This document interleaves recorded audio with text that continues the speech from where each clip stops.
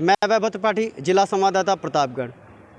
आपने बहुत सारे किस्से और कहानियाँ सुने होंगे, लोगों की दोस्ती की चर्चाएं आपने सुनी होंगी। क्या आपने किसी व्यक्ति का किसी पक्षी के साथ उसकी दोस्ती को ना तो देखा होगा, ना ही आपने सुना होगा।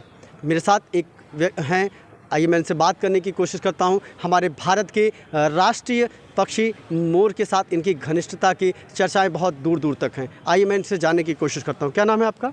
प्रणाम, मैं दीपक पांडे, एडवोकेट, लालगंज, प्रतापगढ़। और ये जिनके बारे में भी आपने बात किया, ये हमारे यहाँ तहसील परिसर में लगभग 2 साल से लगातार यहीं पर ये विराजमान है। इनका आशीर्वाद हम लोगों के साथ सदैव बना रहा। काफ़ी अधिवक्ताओं से इनका रिश्ता भी बन चुका है। यहाँ पर खाने पीने की चीज़ें या उनके साथ उठने बैठने की चीज़ें, नाचने का इनका जो दृश्य है आप देख ही रहे हैं। जैसे अभी हम इनको बुलाना चाहेंगे तो आ जाओ, आओ, आ जाओ, आओ, आओ, आगे आओ, चले आओ, और आगे आओ, आ जाओ, आओ, डरो नहीं, आ जाओ, और आगे आओ।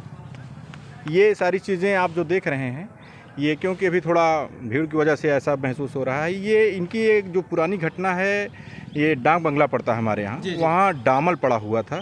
उस डामल में फंस चुके थे और इनकी आवाज़ जो है सुन करके हम रोड से उधर जब गुजरे, देखे, दौड़े तो इनको देखा कि डामल पूर्ण रूप से फंस चुके हैं। मैंने इनको निकाला।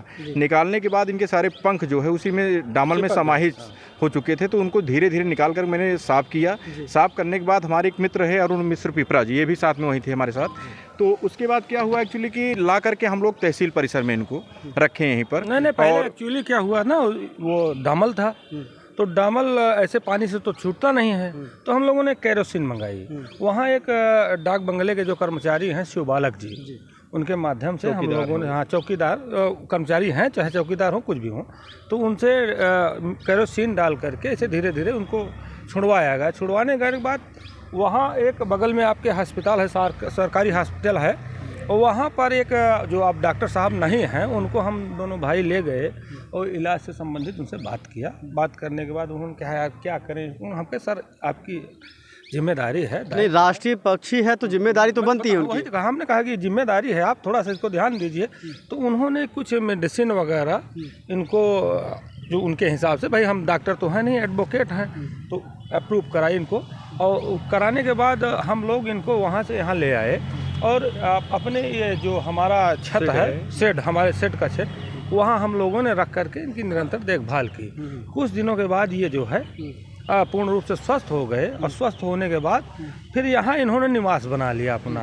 अब जो लोग बताते हैं यहाँ की ये सुबह आते हैं और चले जाते हैं, ये हमेशा यहीं रहते हैं, कहीं उस शेड पे, कहीं उस शेड पे, कहीं वहाँ पे, कहीं छोड़कर अभी तक कभी गए ही नहीं। ये कहीं नहीं गए। कोई दिन हो, छुट्टियों का भी दिन रहा हो या मासिक छुट्टियों का दिन रहा हो, लेकिन ये जाते नहीं है, छोड़ते नहीं, हम लोगों के बीच में ही सदैव बने रहते हैं ये। तो ये बताइए कि इनके भोजन की व्यवस्था किस तरीके से आप करते हैं? भोजन की व्यवस्था हमारे काफ़ी अधिवक्ता बंधु हैं, गुरुजन बिंदु हैं, बड़े लोग, ये लोग बिस्किट हो गया या कुछ खाने पीने की चीज़ें हो गई शुद्ध शाकाहारी में, इनको दिया जाता है तो ये खा लेते हैं, किसी से नाराज़गी नहीं व्यक्त करते हैं ये।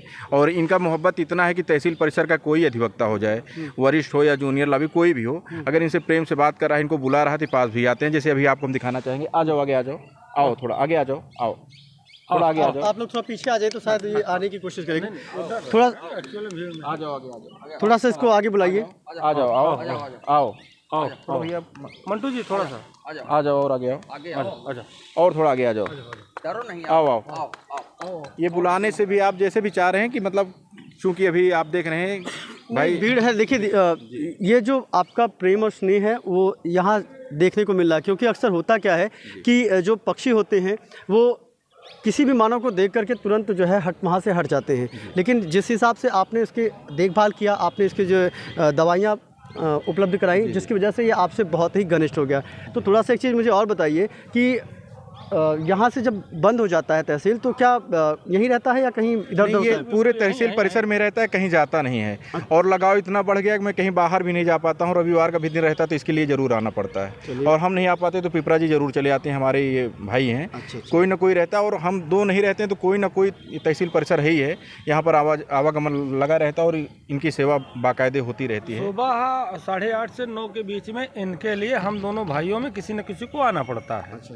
आए, खाना खिलाए, और एक बिस्किट हुआ, जो भी हुआ, पानी वगैरह सब पिए, पूरी तरीके से इनको पिलाते अच्छा, हैं। यहाँ पे कई ऐसे लोग हैं जो बाहर से भी लोग आते होंगे, तो ये सब चीज़ें देखने के लिए उनके लिए एक कौतूहल का विषय बन जाता है कि क्योंकि देखिए इस तरीके से चीज़ें आपको बहुत कम देखने को मिलती है। ये जो है एक तरीके से कहिए तो सेल्फी पॉइंट बन गया है लोगों के लिए। तो बहुत अच्छा आप काम करें, इसके लिए आप धन्यवाद के पात्र हैं। लेकिन एक चीज़ मेरे मन में अभी एक बात और आ रही है कि जो बाहर से लोग आते हैं, ठीक है, कभी क्या ऐसी कोई घटना होती है जो इसको परेशान करते हैं? नहीं, परेशान कोई नहीं करता, क्योंकि राष्ट्रीय पंछी है और ये तहसील परिसर विद्वानों का ये गढ़ है। यहाँ पर किसी भी प्रकार की इनके साथ अनैतिकता या असभ्यता वाला कोई ऐसा कार्य नहीं किया जाता है, क्योंकि डर भी बनी रहती है कि प्रशासनिक और शासनिक अधिकारी भी बैठे हैं, अधिवक्ता बंद हुए हैं, तो यहाँ इनके साथ ऐसा कुछ नहीं हो पाता है।